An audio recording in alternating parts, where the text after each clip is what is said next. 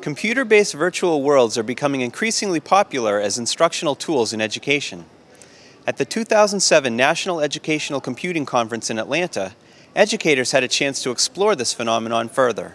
A hands-on playground session allowed conference attendees to explore the popular virtual world's second life. They could create their own avatar, navigate ISTE's own virtual island, and see how schools, such as Suffern Middle School in New York, are using Second Life for student instruction and teacher professional development.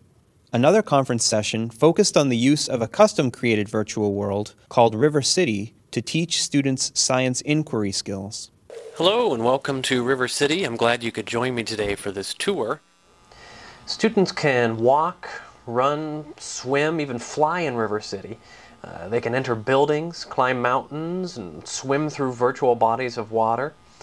Also, as they explore the city, they can click on objects that contain hyperlinks.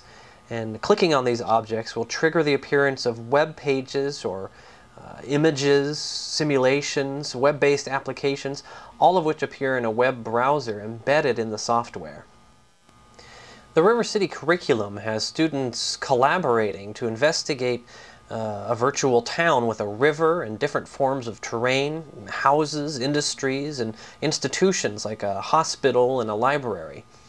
In exploring River City, students work in teams to develop hypotheses about several illnesses that are sweeping the town.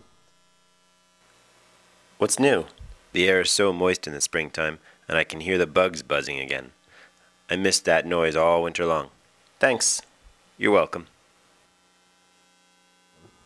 At the end of the project, the students' teams compare their research with other teams and discover this complex web of competing and viable hypotheses about what's happening in the town.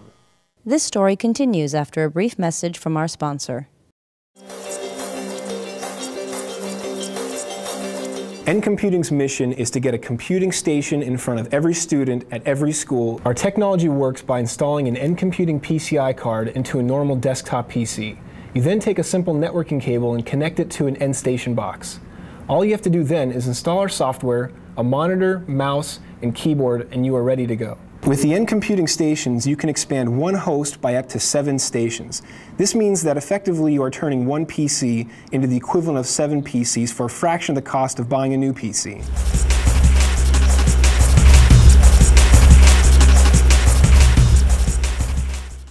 Chris Deedy is a professor of learning technologies at Harvard University. He says virtual worlds are engaging and appeal to a generation of students raised on computer games. They also offer an ideal platform for what he calls collective problem resolution, which requires skills that are highly desired in today's job market. Part of the challenge we face in education now is that what students do outside of classrooms for communications, for personal expression, for entertainment, looks a lot more like 21st century work than what they do inside of classrooms.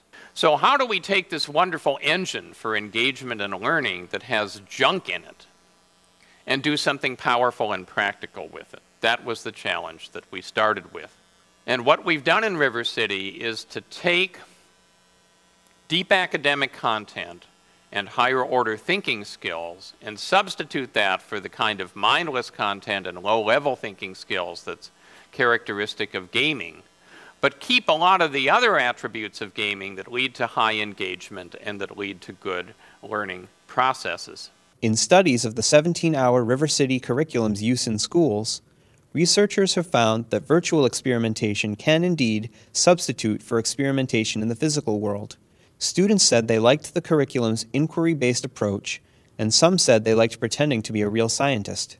As for teachers, they would teach River City again, and pretty much we see that across all of our teachers, no matter who they are, that they want to do it again and again and want to know what the routine is to get involved to do it year after year. Deedy summed up why virtual worlds make compelling instructional tools this way. I'm a member of the Leave It to Beaver generation. I grew up prepared for a mature industrial society by my schooling, and now I struggle every day in a global knowledge-based economy because people guessed wrong about where the world was going. We don't want to do that with our students, if possible. we're not going to solve our problem with throwing away human talent by having those students learn the ways that we teach.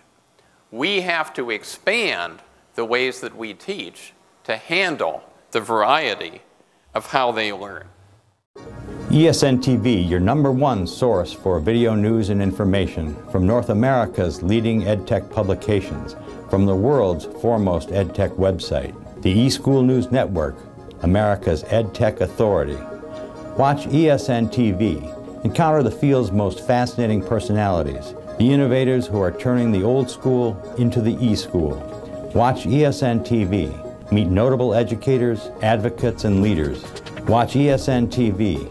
Get real-time coverage of EdTech's most important gatherings. Stay up to the minute. Get the EdTech news and information you need to succeed. Watch eSchoolnews TV.